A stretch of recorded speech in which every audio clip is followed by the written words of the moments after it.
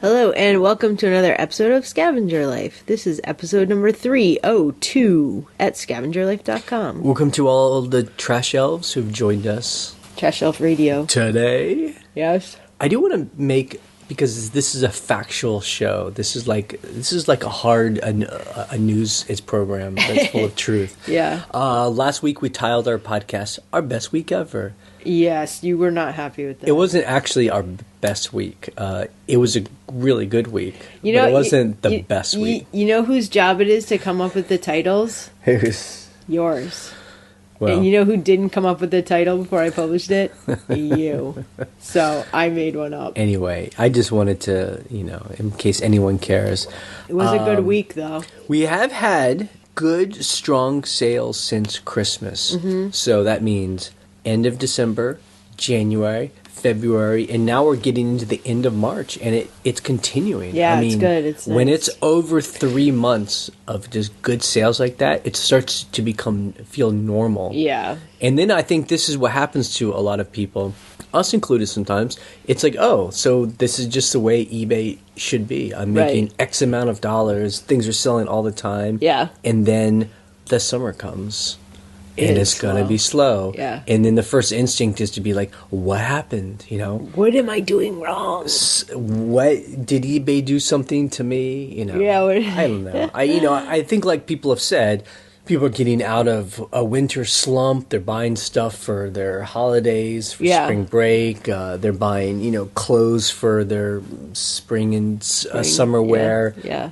People are getting their tax returns right now, so they're having extra cash. Yep. And then summertime comes and people don't buy as much, and it's not just eBay. It's everywhere. It's all retail. We've talked about retail. It. Yeah.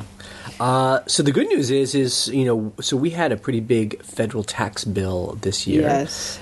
But it took us 2 weeks, and we paid off 8-year taxes. Yay. Because we aren't married, so we do them separately. Although you can file separately even if you're married. Right. But we do file separately. So now we have 4 weeks to pay off my taxes so I don't get thrown in jail. But if... thrown in jail. But if... yeah. But if sales are as good as they are, we'll have those paid off in a couple of weeks too. Yeah. So it's good. I mean, thank God, this is when eBay needs to be good for us, and it's good. It's very helpful. Okay, the topic I wanted to bring up right now is dealing with scammers. eBay scammers. Yeah. Mainly because on the forum this week, we had several threads where, I don't know, people really getting hot and heavy about, like, these buyers, we're buying something from them, and they're scammers. They're scamming me. And one guy was even like, I'm just quitting. Yeah, I'm quitting eBay. Yeah, he was really upset. Like, I can't take this. I quit eBay. Yeah. Okay. Let's walk it back a little bit. Okay. So there is nothing wrong happening here, so let's all be calm. Yeah. When I hear someone say that a buyer is a scammer, what that means is someone who knows they're going to rip someone else off before they even touch their laptop. They're like, I have this plan. Right. I'm going to do X, Y, and Z, and I'm going to scam this person. I'm going to get this item. It's all on purpose for free. I think so we've been selling since 2008, so 9 years since we've been on eBay doing this as a job. Yeah. I don't know if we've ever come across one of those people. I don't think so. Where it felt like, oh, I've fallen into a trap. Right. A Russian hacker is come after me. Mm-hmm. What we deal with is like everyone else is every so often we'll have a grumpy buyer or someone that just has a difference of opinion. Right. Like we think the item we sent them is fine and they think, oh, this isn't in good shape. Right. Or, it broke and it's your fault or, Right. That's what we deal with. The grumpy customers. Yeah. You deal with customer issues. And I think that's just very important to be clear about because I think it takes away some of the kind of, heavy emotional, just it's frustration and anger that comes out with these conversations. If you call someone a scammer, you've got to have pretty clear evidence that they're trying to actually scam you. Like consistently run a scam. Right. Yeah. Versus, you probably just run into a grumpy customer. Yeah, someone's grumpy. And so if there's a grumpy customer, there are ways to deal with them. Right. So I don't know how to deal. It's with scammers since we've never dealt. It's with an eBay scammer. It's before. Right. So I don't know. Like a is what I would do. certified scammer. Right. But we will talk about how we deal with grumpy customers. Right.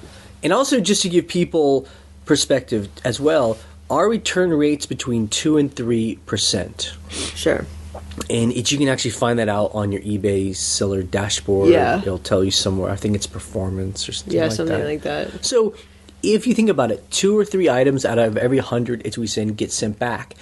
Out of those 2 or 3, I mean, there might be 1 item in 500 that we don't really agree with the reason why it got sent back. Sometimes the reason is it doesn't fit or I don't like it. So that's not our fault. That's just a plain vanilla It's most return. returns are like that. Right. So 1 item in every 500 we send out the door is a return that we don't really agree with. So Right. really, we're talking about a very minimal. small amount of people. So here's how we deal with it. Number 1 is we are in the hassle-free return program. Right. And we ship most of our items overseas through global shipping program. Right. Right? Or That's true. Yes, yes. A majority of them are. so we're signed into eBay, like we're into their program. Right. And we find that if you're a part of those programs, then there's like a system that the buyer has to participate in. Right. In order for eBay to be the peacemaker. Yes. Right? Okay. So, let's make an example. Okay. We had a person buy a shirt from us. Yes. A couple of weeks ago. Yes. Just a button-up shirt. Yeah. And it was Flannel. a flannel. He gets it and he's like, this shirt is ratty. Right. I'm going to return this. I want my money back, and it's your fault. Not as described. Right. Item not as described. So, let me just say one thing. Yeah. Now, on hassle-free returns, you can have, there's 2 different things you can do. You can have all returns automatically accepted, which you don't want to do. You can have, if someone says something doesn't fit or it's the buyer's problem, those can be automatically accepted. Because they'll be paying for the shipping. So it's no problem. And pay the its restocking fee. Right, exactly. They say a shirt doesn't fit, I'm like, fine, send it back, blah, blah, blah. But Hassle-free. It's hassle-free. Exactly. You don't have to go through some rigmarole. But you can say, if they're blaming you, like this shirt guy we're going to talk about, says, this is too ratty, not as described, it's your fault, that is not auto-accepted. Right. I am going to have a conversation with this person to figure out what the deal is, or offer a partial refund or whatever. So that's the first thing you should do with hassle-free returns. So this guy says it's our fault. So a message comes to us and says the buyer has opened a case, right? Or and so what we always do is say, send us a photo. Yeah. Because the whole goal here is to like get them to take an action. Right. You know, I mean, if they're really upset, just Right. take a photo. And if it's something where we're like, oh yeah, there's a problem. There is a hole or damage. Here's your money. It's our fault for sure. Done. We've Yeah. done that. It's before. Yes. But this guy sent us a photo, and it's like it's the same photo that was in the Yeah. a listing. He showed us a picture. Well, he did take his own photo, but he took a picture of the front of the shirt, just the front of the shirt. So when you have, a flannel shirt that's been used, I mean, it's got wear. It's got some like flannel pilling. I don't know what you call it. So anyway, we don't agree. So Yeah. then what? And here's the key: we always accept the return. Right. Okay. I mean, I think this is where some people who sell on eBay this is where they go wrong. They don't agree, so they say, I'm not going to accept the return. And then what happens is eBay gets involved, forces the its refund, and will even take the money out of your account because you're refusing to accept the return. Now let me say one thing here. There are 2 different things happening here. We are in the beta program. So when I accept the return and I disagree with the reason and have proof that there's no, problem with this shirt, I can decide what to refund the buyer.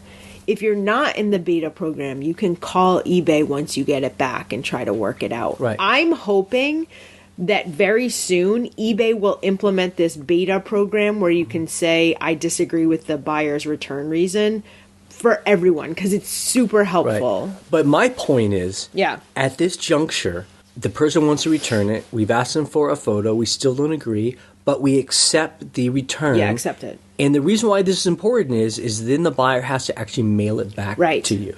Sometimes, and it happens more often than you may think, the buyer just never returns the item. Right. Because it's just like, they're like, it's not that big of a deal, or Right.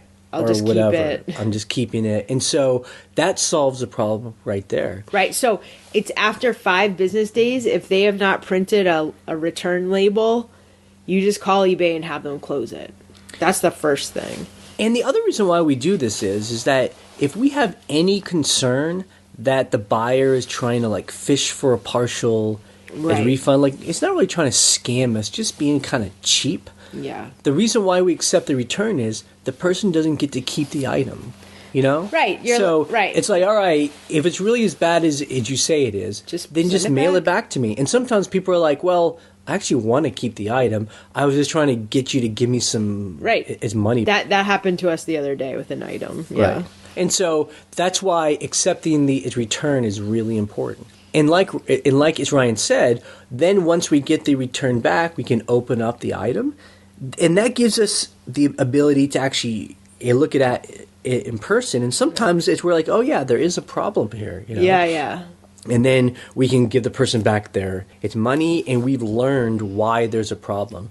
Right. We didn't ship it right or package it right. Or didn't test it correctly. We overlooked some holes that were on there. So, again, that gives us the opportunity to look at it, admit it's wrong. And then if we still get it back and we're like, wait, this is just buyer's remorse, you know? Right. He got the shirt and just turned out he didn't like it. Like as Ryan says, in the beta program, we can say, we're only refunding you the price of the item.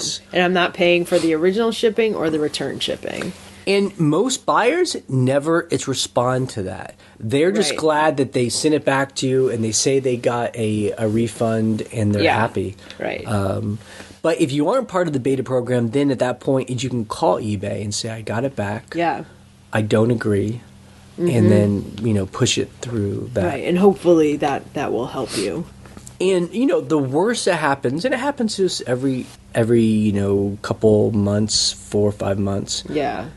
We have to just eat it, Yeah. Like, we get the item back, we have to pay to have it shipped to them and shipped back, and that's it, So, at most, it's $10. I mean... Yeah, it's not... I mean, depending on the price of the item, obviously. But, sometimes if you've gone through all the process and it is, you do have to refund them and you got the item back, it's like, okay, no big deal. Yeah, and also to be clear, in every point of communication we're having with this buyer, we are very short and professional. Right. Like, to the point. They're not long conversations here. It's questioning them or like being suspicious. We're just asking them for pieces of info. Right. And we're giving them options and letting them choose. Right. Because that's all buyers want at the end of the day. Yeah.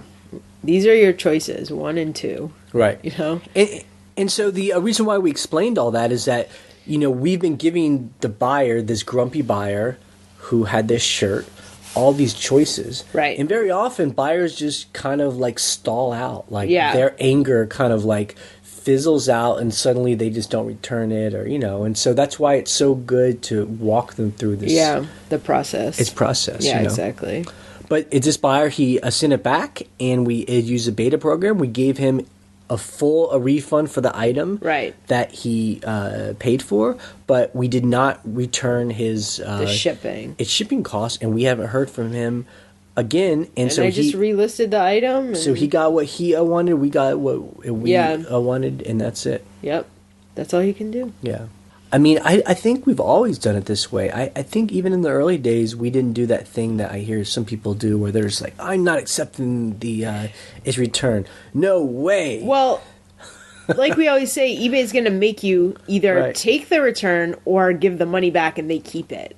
So saying send it back, you, number one, are calling their bluff if they're bluffing and they want to keep the item, and you're making them take an action. You're Right. like, okay, you got it. Okay, you want this to happen? Take some action. Yep. And just go from there. Yep. You know. So that's how we deal with the scammers. The scammers. All the scammers out there, Yeah. who we just call grumpy buyers, you know. Yeah, they're and mostly I think just we've all grumpy been grumpy. I mean, I know I have been a grumpy buyer, you know. Absolutely. I mean, it's one of those people, I get something and I'm just like, oh, this isn't what I thought it was. I've You know, take my return. you yeah, know? no, I've done it. I mean, I've totally done it on other sellers where you're like, come on, Right. this is not what you said it was. And there was that one time when you forced a lady, you got eBay to force a refund. Yes. Because she would not she take the refused return. because they were broken items. Right. And so eBay did what you would hope, that Yeah. they took the money out of her account and gave Right. it to you. And then she actually started to harass you, and you had to call the police. Yep. and it's so crazy because you're like, that's a seller. Right. That's not even a crazy scammer buyer. No, You're right. like, I mean, it was like another seller. I'm saying it's just an example of being on the other side. Yeah. Don't So. be that seller. Jeez. It was Yeah. like, you know. But I do think, though, that eBay and just any kind of online store is for a certain kind of person. You know, if you really take this stuff personally, if stuff like this keeps you up at night because of some like injustice, you know, then this might not be the right thing. Just Right. because it's got to be a business thing, and we talk about it all the time in the its forums about the cost of doing business. You know, we just assume every month there's going to be $20 to $50 that we is write off. Yeah. Because just it's easier just to make the problem go away, you know. Well, just to solve the problem. Right. You're not just making it go away. Right. You're solving it. Right. You know? And but that $20 to $50 is letting me sleep at night. you know? Yeah, you're just fixing it.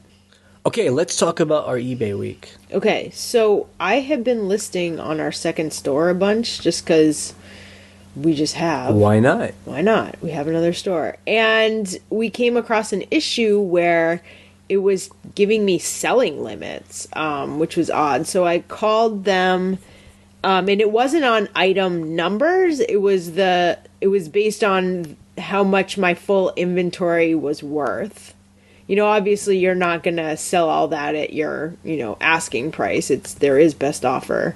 But they changed it from my limit was $130,000 worth of inventory to $200,000. So they bumped it up a little bit so I could keep listing. It's just funny. I completely forgot about those limits until I hit them on the second store. So I just called eBay and it took like 1 minute to update it. So did you actually talk to a person? Yeah, a person. And he looked at your account, and yeah, he was like, looked "No at problem." it and he was like, "Oh, okay, yeah, the whatever net worth of your store is hitting the limit, so I'll just bump it up." And he said, what did he say? If you hit the limit again, you can only change it every 30 days. So you have like 30 days to hit that limit. So if in 2 weeks I hit that limit, then I'd have to wait to list for another 2 weeks. So, but I'm not gonna hit the limit anytime soon. Yeah. So that was interesting.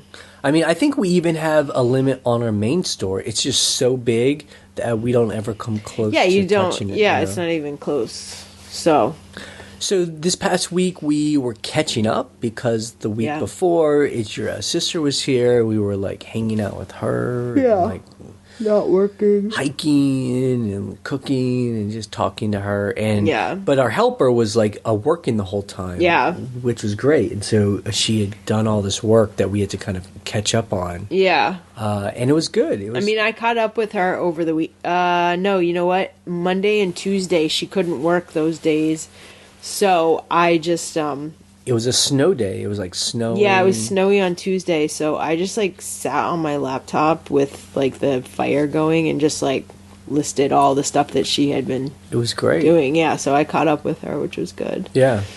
And while you were doing that on one side of the couch, I was on the other side of the couch, and we had music going. Yeah. cats were here. His cats Snow were- is softly falling. Okay. I was going through our entire store on our main store of 5,000 items, Yeah. and it's pricing things. Old things. So I sorted them from oldest to its newest, and we never do this. So this is not a common tactic. We never have done it. I know other people do this all the time. I guess it's like it's gardening their inventory. Yeah. We're a list it and forget it people, right? Yeah. Like once it's up. But I was actually going through and I was looking for those items that are really big. The bulky items. That I see on our shelves that are just taking up so much room and that just haven't sold. And I was just like killing it on the price. Yeah, just super low. Going from $80 and being like, let's do it for 20. Yeah, and stuff was selling. Yeah, and so I was really, part of my thinking is just sometimes people just don't want our stuff. Right. But in this case, I think I changed prices only on about 300 or 400 items. Mm-hmm. But I'd say about 15 things sold. 15, really? That many? Maybe 10? I don't know. Yeah, maybe 10. Maybe 10. 10. Because there were quite a few in the last few days, so that was on Tuesday. Like pieces of ceramic and like a pillow. Just like big stuff that you're like, oh, let's just get it out the door. Yeah. Yeah, So, that was good. I'm glad you've been doing that. and the other thing on eBay is, I'm sure other people got this too. We got a message from eBay. Yeah, so it was the active content message, and this is what it said. Please replace active content in your listings now before it's disabled in June 2017. And they gave me a list of 6 of my listings, and those were the ones, I checked them, and they all had YouTube videos embedded. And so they didn't have any other kind of, like, in quotes, active content. So I'm just trying to figure out, like, are they going to not allow people to see those videos? Are they going to delist those? Like, does anyone know what's going to happen? Right. Do you I know? mean, that's my question. Like, are they just going to take the entire a listing down till the active content's pulled out? Or will people on their phone, are they just going to strip out the active content? Right. So you can still see the item, but Right. there won't be the active content there. So it stinks, but I would just love an answer about that because, people like Steven Schultz who sell, vintage electronics and vintage, record players and stuff, like having that video is essential to be like, right.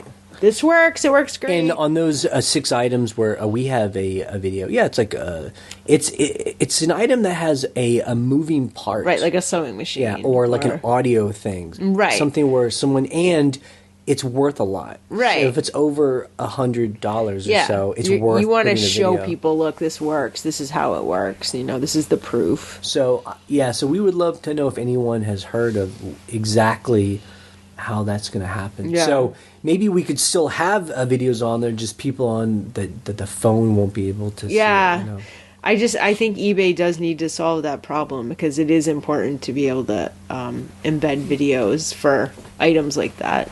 All right, let's talk about the Scavenger of the week. Yes. So we only went scavenging one time this week. Yeah. Kind of a place that we hit every week, We got a lot of stuff though. Yeah.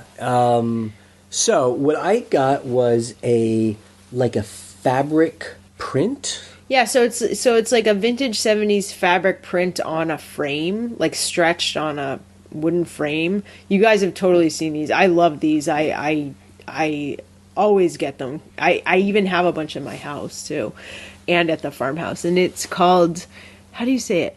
Marushka, yeah. And it's funny because my mom has a bunch of these, like, at her house. Like, they're, like, beach themed. And they have all different kinds of prints. Big, small. This one is so cute. It's of a panda.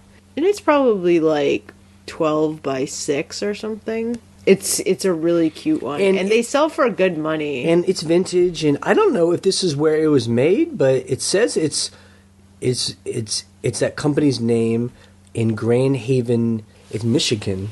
I thought it was like Scandinavian. But well, I guess Midwest is. It's like 70s, 80s. Anyway, so cute. It's just really cool. It was just on the wall of this thrift store. And normally the kind of art they put up there is like a lot of like Christian kind of stuff, and or like generic like Thomas Kincaid prints that are faded, stuff like that. So it popped out, and I just grabbed it. It's so cute. Did you look it up? Or are you looking it up right now? No.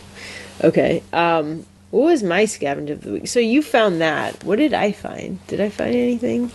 I think my favorite thing that I found so I buy a lot of mugs, right? Because I love mugs, and they sell well. They're not super fast sellers, but I've been selling them lately. I mean, and mugs will kill people. What? What? They will kill you. What does that mean? No, like people hearing this, like this is what happens. There's someone new who has just started thinking, "Oh, I want to sell on eBay," and they hear from you, and they're like, "Oh, this is a professional person that sells." They say mugs sell. Mugs are so cheap. I'll just start buying mugs, and they just start buying mugs like crazy. And it's like trucker hats. It will kill you. It's like trucker hats. When Ryan says she buys mugs, she's really good at identifying like a certain kind of mug. So like we have a thrift store, probably like a lot of people, where there's a wall of mugs. I mean, there will be 1,000 mugs, and she'll buy 3 mugs, right? You know, so she's not getting a whole stroller full of them, right? And then those 3 mugs, you know, then we might have like 100 at home, but we may sell 1 mug every week, and you know, a mug might sell for $20 or $30, right? So that's I just want to put in perspective, yes. How well these things do for us. And it's just like a little pipeline. Right, it's a little pipeline. But we talk about how we're not collectors, you know. Honestly, if I wanted to collect anything, it would be like mugs. Like different coffee mugs. That sounds ridiculous, but I really like the cool like 70s ones. Like I found these like Mikasa ones that are like Mikasa stoneware. Like I love Japanese stoneware. I said that before, and I love finding. The other thing too is I'm super particular about the type of mug I drink coffee out of. So I know that there are other people that are like that too. Like they have to have a porcelain mug. It can't be, you know, anything else but that. So let's wrap this up about mugs. But I mean, I think what is exciting to us is it's an item that a lot of people overlook. Yes. There's a lot of it out there, but it's a fun kind of hunt to identify very specific ones. Cool ones. And ones that you're just taking a gamble on. Right. Like they don't often have a brand. Yeah. It's just got a cool like style. And then if you post that and then someone else on the planet Earth agrees with you and buys it. It's more of just a fulfilling feeling. We could never make a living selling mugs. No. It's just, again, a little pipeline. Yeah, it's fun. $20 here, $30 there. Okay, so the reason I brought up mugs is because on the mug shelf, I found these little signs for these vintage signs for a deli, like a deli case, but they were in French and they were for French cheese. And you could like adjust the price, like you could like move the little scrolling thing in the back to adjust the price per kilogram of these like French cheeses. And I think there were 3 of them in this little box. And I was like, what is this doing here? It's so random and cool. It's like such a cool, weird find. I don't know how I'm going to price them, but they're definitely like, I would even want to like put them in a frame and put them on the wall. Like that's how cool they looked, you know? Yeah. Yeah, so that was my favorite find of the week. Okay, a couple random things before we talk about our numbers. We switched our servers. No one should really care about this, but just in case people are interested, we were finding that the website was on one server company, and we were getting a lot of errors. So we would get these, it's a 503 error, which basically means like too much traffic is hitting your server at that time. And we got a couple emails from some of you telling us about it, and we were noticing it too. So what we did was we just took action and found a new server company with, I think, someone we liked better, and we switched. And it switched over on Friday. Yeah, and really went smoothly. I don't think anyone probably even knew that it happened. So yeah, it was early in the morning, and it was down for a little bit, but I did what they told me to do and switched it. Yep. So if you get any errors when you're trying to get to the its forum, just tell us. Just tell us and I'll check it out. All right, let's talk about our numbers. In our main store, we again beat $2,000. So we made about $2,100 on 59 items. Oh, man. Yeah, packing was annoying. Which is great, you know. Yeah. And then on our second store, you know, that store was on autopilot for a long time. And we were making, you know, $250 a week. Yeah. But the past month or so, we've been adding more items. Right. And so, like, this week, we made over $700. And we sold 14 items. Right. So it really is, you know, if people want to say, like, how do you trick the system? It's about a listing. I mean, yeah, we really started is. to a list, and, you know, we've tripled what we made in 1 week. Right. So there's that. On our main store, we actually sold our old iPad. It was a second generation iPad for $135. Now, the cool thing is I bought you use the iPad mostly. I almost never use it. I bought you an iPad a few weeks ago, a newer version for $250 with shipping, like that's total.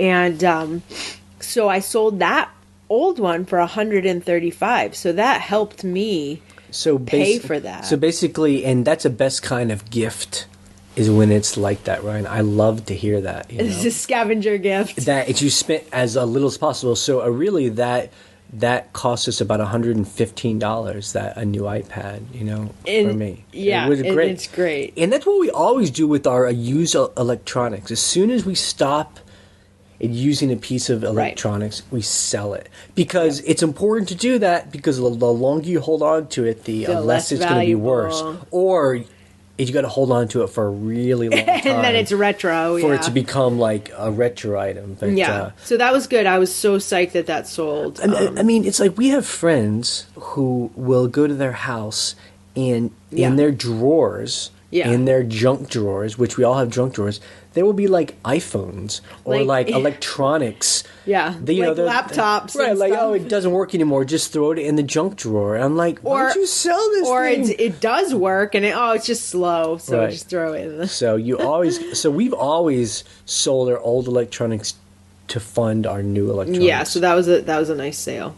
I sold 3 Chanel buttons last night for $50. They're like replacement buttons for a sweater. It's just our button pipeline has been $50. I mean, 3 little tiny brass buttons. They're not Chanel. You know, it's not made out of gold or diamonds, just little buttons. Yep, $50. Amazing.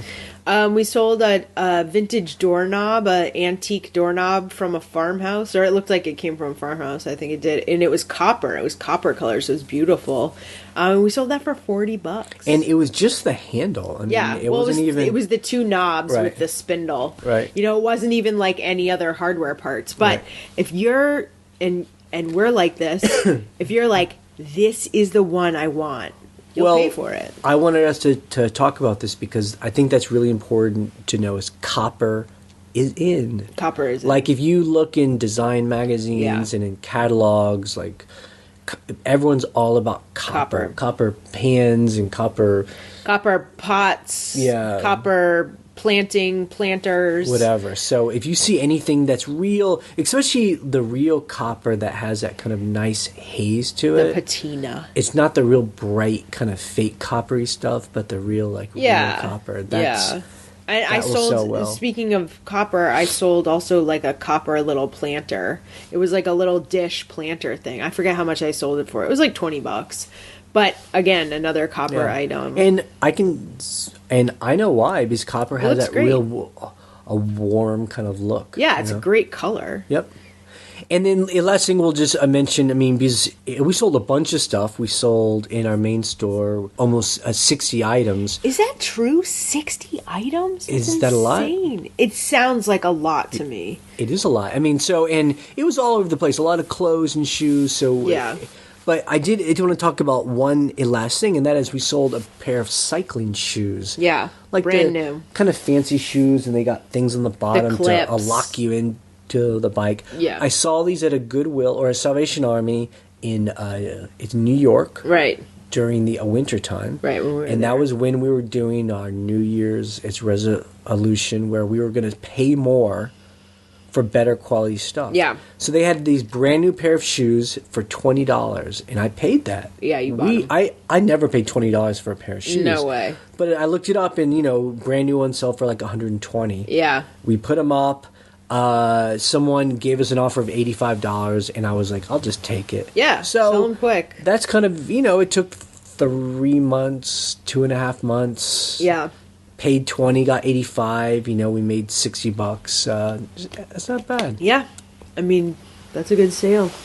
Okay, so as we talked about with customer issues, I actually have a couple different issues that I'm going to talk about. There was the guy who's returning the shirt, saying not as described, that it was ratty. I asked him what was the damage. Right. He returned it. He blah, blah. got his money. Okay. So one other issue that I had was I sent out this like new inbox like walkie-talkie, and they opened a case and said I sent them the wrong item. So I asked them, what did I send you? And they're like, well, you sent us the radio, but it's not the one we wanted. So I kind of had to go back and forth with this lady so she would admit, okay, I didn't send you anything different. So she wasn't trying to be a scammer. She was just confused. Yeah. They wanted to buy another its model. Right. So she admitted that we sent her the one that was on the listing, but it wasn't the one she wanted. Right. So she's going to mail it back, and we'll refund her, but she'll have to pay the shipping. So that's what's great about the beta program right. And through the messages, I finally got her to admit in clear language she just wanted a different model that they did not order from me. Right. And again, just to be clear, in our conversations, it's with the buyer. We're not accusatory or angry. It's just like, how do we solve this? Right. And we get her to admit that it's not the one it's wanted. Right. And we're like, just fine. Just send it back. Send it back. Yeah. No big deal. And so we'll give her a money back, but she has to pay the shipping. Shipping. And so it's all good. Right. Right. So that's actually what's great about hassle-free returns. I feel like there's since that wasn't automatically accepted, I was able to have a dialogue, because at first I was like, oh no, did I send her the wrong thing? What did I send her? So that was actually a good feature of eBay. All right, some things we learned in the its forum on the website this week. We will put links to these conversations on the blog. A seller found a hat for $1 and he sold it for $1,000. I really love when people do this. Yep. When he did the research and he sent the photo, and what it was is it's a vintage polo. Yep, 90s polo. Right. And if you don't know about this, for some reason people are really into like this 1990s polo stuff. Yep. And there's only certain kinds of it that people want, but it has a certain look. People go crazy about it. I mean, $1,000 for this hat. Yeah. I hope I find one of those this week. So if you go to the blog where this podcast is, we'll have that link and you can see its photo. If you also Google LO head, right? Low head, yeah. It's like this community of people that are really into this kind of old very polo. Colorful 90s Ralph Lauren like polo. It's like the guys that wear the sweaters with like big teddy bears. It's so weird. It's so interesting, and like they will pay a lot of money for that stuff. So we've never seen anything like that ever. But I've never always on the lookout. I know Flim talked about one Faith. Yeah. Talked about one of her first sales on eBay was a polo sweatshirt from the 90s that she sold like overnight for $900. Wow. And she was like, I want to do this for a living. Yeah, like she was just like, this is amazing. I think that that's a danger about those things though, is that it could spoil you. Yeah, because those are rare. That's like sales. Once in a lifetime kind of things. Like that. That if we had sold that would have been one of our highest sales ever. Right. I mean, absolutely. Okay, the other conversation I thought was interesting, and there were a lot of them, was someone was talking about they wanted to quit their job and sell on eBay full time. a very common thing. You know, people are like, "How do I do this?" Right. Like they read and they hear people on YouTube doing it. They're like, "How do I do it?" And so Yeah. people were just giving advice to this person. And the big thing is budgeting. Obviously, you need to be able to make enough money to live. Yeah. But it's important to budget your expenses. Yes. So the amount of money that you actually have to earn doesn't have to be so much. Right. You know? And by budget, it means also reduce. Like, Yeah. what can you reduce in your monthly expenses so that you don't have to pay for that stuff? Like, can you eliminate cable television? Can you Absolutely. eliminate your phone service? Your landline if you have one, stuff like that, where you're like, wait, why do I need this, Right. So that's a big part of what people talk about as well. Like, I think that's, anyone that's trying to become financially independent or pay off all of their debt, that's the first thing to go to is like, Yeah. there's almost always fat on the bone. Like I am on Bigger Pockets. It's a website and forum about. Just Google it. Just Google biggerpockets.com. It's about people who are real estate investors and stuff like that. And it was interesting. I always love this post. Is this woman and her husband were living in Chicago, and they're like, they did their budget finally, and they were like, we were spending $1,000 going out to eat every month. And that's extreme because most scavengers are not going to be like that. But they were like, oh, if we just stopped doing this, we would have enough money for like a down payment for, a duplex or something in the suburbs. So it was like, there are things like that where you're like, oh, whoa. I mean, but there's even things just like, do you really need cable TV? Right, like, exactly. Cut the $80 cable TV bill and get an $8 Netflix. Yeah, exactly. Like if someone has two cars, as maybe you only need one car. Right. I mean, I don't know. There's all We've kinds of talked about things, that a bunch. Yeah. I mean, totally. we currently have two cars right now. Right. They're both paid off, but one is almost 300,000 miles on it. Yeah. We've agreed that when that 300,000 miles car blows up, we're just not going to buy another car for right a while. away. Yeah, exactly. We could just go fine is with one truck. Exactly. All right, let's take questions or comments from the phones. You can always call us on our voicemail line. It's 540-407-8486. And you have 3 minutes to leave a message. Why do you use that voice? Because it's like my radio voice. Yeah, all right. Call now! Hey, Jay and Ryan. This is Brian from Illinois. See, I just bought a bunch of slides and carousels at an auction, and I listed the carousels, but I'm not sure how to photograph the slides so that people can see what's on them. How did you do that? Did you use some kind of a light box? Thanks. Okay, so I used to use a slide scanner. You can buy them pretty cheap on eBay. And it just hooks up to the computer, Yeah, right? it's like a USB slide scanner, and it has this little thing, this little tray thing that you stick the slides in and you scan them, and you can do it that way, and it's really cheap and easy. But what I bought at an auction a couple months ago was it is kind of a display light box where it's got these little like shelves. It's like 4 tiered shelves, and you plug it in and turn the light on, and you put the slides right there. And I think that's how I'm going to do it. I have a huge box of slides that I need to get to. I think my helper and I are going to do it that way, where you literally just take a photograph of the slide on the light box, because I feel like it's so much faster. It's like, say you're selling 15 slides, just put them on the light box, snap a picture. You can even have 2 or 3 in the same photo, which saves you time. So, you should look for one of those also on eBay. I forget what they're called. They're called just like a slide viewer light box or something like that. And I think that is probably the more efficient way to do it. I would love to see what your slides are. I love slides.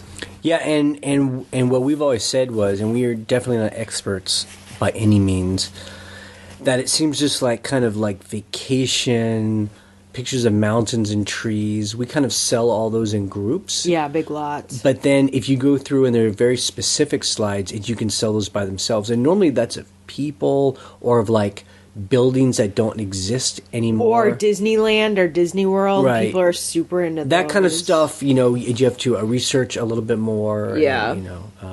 But we love, and it's so hard to find these pictures of people, like I love in period clothes. And, like the like glasses that box of slides that I have has a ton of photos of like people in the 1940s, like on their front porch, like taking pictures. But like they have the most amazing like hairdos and like bright red lipstick, and you're just like, they look amazing. And like their shiny car from the 40s is just like. But unfortunately, though, I find like I know in my family had been this way. Just we didn't take very good pictures. Like people, like my mom, who was mainly our picture taker, just hadn't been a good photographer. Yeah. She would like stand in the back of a room and take pictures of people just in a big wide view. Yeah. And the photos that are more rare are the ones where like someone actually got up close to a person and like cropped it inside of the camera. I also love it when there's pictures of people back then that are smiling, because I feel like people were really formal about photographs back then too. Or just uncomfortable. Or uncomfortable. But so when you can find, photos of people smiling or like snapshots of casual snapshots. And who do you think buys this stuff? I think artists buy it. I think artists. I don't know. They use them for stuff, or they print the photos. I mean, trust me, back in art school, we loved slides. I mean, we would get a slide projector. So some of those old Kodak slide projectors, you can put on a timer. So like every 10 seconds, it like changes the slide. So great. You're like, what an amazing like piece of art to like have on the wall. They're amazing. So yeah. Hi guys. Love you lots. And I never miss a show. So I have a question for you about negative feedback. My question is, I know that you have called before, like you call to get feedback removed and they won't remove it, and you call again and voila, they remove it. So my question is, how many times would you try that before, I don't know if they would flag your account and say this person is a nuisance and we're going to, she's going to be grounded for a week before she can sell because she keeps calling us about this. I don't know how that works. So I'm wondering how many times you would call and try, and here's my backstory of my negatives that I got. So this woman bought a very high-end jacket from me. It was lamb's leather. It was gorgeous. I didn't do my research, didn't do my homework, and I put it on eBay for $50. And then I took a best offer of $40 within a day, and upon that, did my research, realized I probably could have gotten about $200 for it, which sucked, but, lesson learned. So then I get a message from her, and she says, check your private email. I sent you an email. So I checked my private email, and sure enough, she says there's something that I missed, a flaw, 2 stitches that were loose, and she wanted a partial refund so she could get it fixed. In the same conversation, she said she bought 144 crystals that she was going to attach to the jacket because she loves it, but she wanted to embellish it. Okay, 2 flags right here. Number 1, she's a seamstress. Number 2, she contacted me outside of eBay. So I brought it back into the messages on eBay and said, I'm so sorry that happened. I really prefer that you return the jacket because I gave you such an amazing deal that even with this that I must have missed, which I don't think I did, it was such an amazing deal, I just prefer that you return it. And I'm so sorry for your inconvenience. And she said, no, that's okay. I always try to contact buyers first, but that's okay. I really want the jacket. 2 days later, negative on my account. And she said, offered return, ended up having to repair myself, period. So she made it look like she tried to return the jacket and I wouldn't let her return it. So there's the third thing. 3 flags. Oh, you got cut off. So number 1, eBay's not going to ground you for calling to talk about Yeah, I mean, I feedback. think unless you call like every 2 minutes and all the call people started getting the phone call from you, then they might do something. I don't but think so. if you're just calling, 5-6 times a week, I mean, no one's going to bug you. Yeah. I think, I mean, tell me if I'm wrong. So let's talk about the big picture. Number one is, I think we may try 2 or 3 times. And really, it's just like... It's how persistent do I feel like being? It's also, if you get a person on the phone, that seems cool.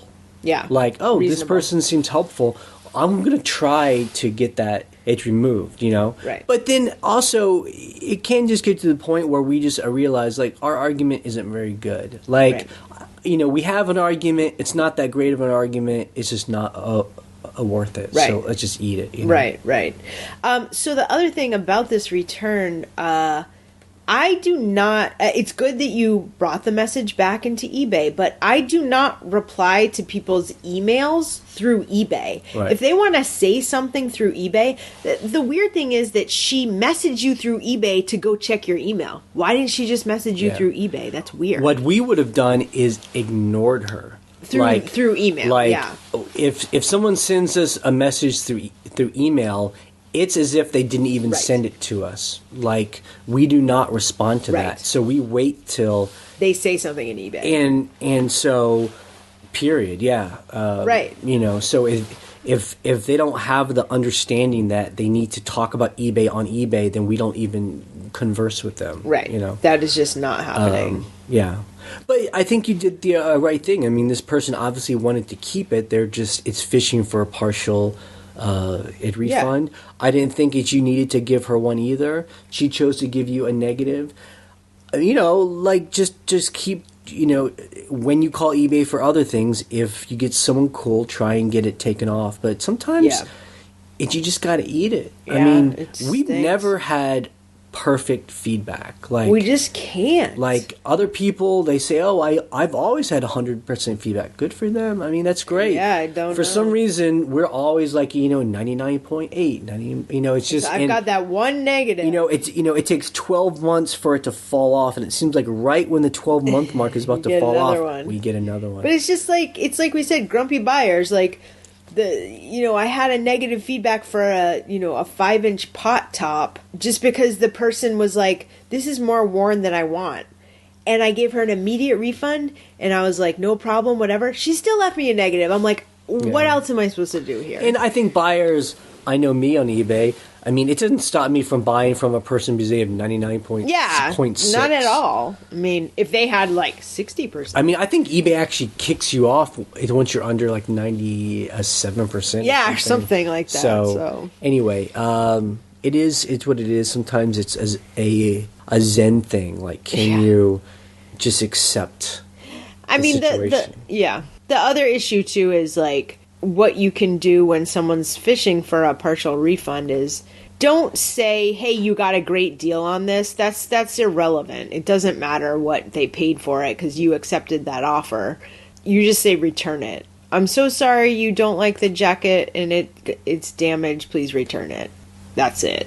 And she can return it or not. Hi, Jay and Ryan. This is Troy in Colorado. Long-time listener, first-time caller. Hey, I wanted to pass on an interesting fact that I've learned about eBay over the last 4 months. Did you know that eBay, and only eBay, not the U.S. Post Service, but eBay now considers Puerto Rico to be an international shipment? It's kind of news to us, too. This was something my wife and I, we do this full-time. Been lost 4 sales so far this year. Haven't been able to sell anything to Puerto Rico because they've changed some programming and have decided to consider Puerto Rico to be an international shipment. Talk to you later. Bye. So I've sold like 2 things in the last month to Puerto Rico, and they both went first class domestic mail. It cost like $4 to send these items. So I'm not quite sure where you're seeing this, or I also like went on to a bunch of listings today with a Puerto Rican zip code. It's a U.S. zip code, and plugged it in to see if it would like be through the global shipping program or have to be, priority international. And none of them showed international shipping. It all showed domestic shipping. So is he trying to say that there's a change? Because it's always been Puerto Rico and Hawaii. They're all just like, the American. Right. So Hawaii is a U.S. state. Right. Puerto Rico is a U.S. territory. Right. But I guess I'm trying to see where he's saying the changes, because I looked today. Right. And I see no changes Okay. to Puerto Rico. Yep. And plus, I've shipped a couple things to Puerto Rico, U.S. domestic mail. Send us more info or go on the Go on the forums. And make a post. Take a under, screenshot. shipping. Take a screenshot and upload it to Imager and put it on the... Because I would love to see where you're seeing this, because I've not lost any Puerto Rican sales. In fact, I've had several Puerto Rican sales, so I don't know where that's happening. Okay, that's it for the podcast this week. You can check out the blog at scavengerlife.com for the links and to join the conversation on the forums. You can call and leave a question or a comment on our voicemail line. Again, that phone number is 540-407-8486. We post an episode every Monday morning. On Wednesday, we post a What Sells video, currently brought to you by Stephen Schultz and his dogs and cat. And that shows you what sold and how much stuff sold for. You can subscribe to us through iTunes or YouTube so you always get the latest episode. You can listen to our other podcast about our Airbnb vacation rental business, and that is on shampooandbooze.com. We are ending this podcast in 3, 2, 1. Goodbye.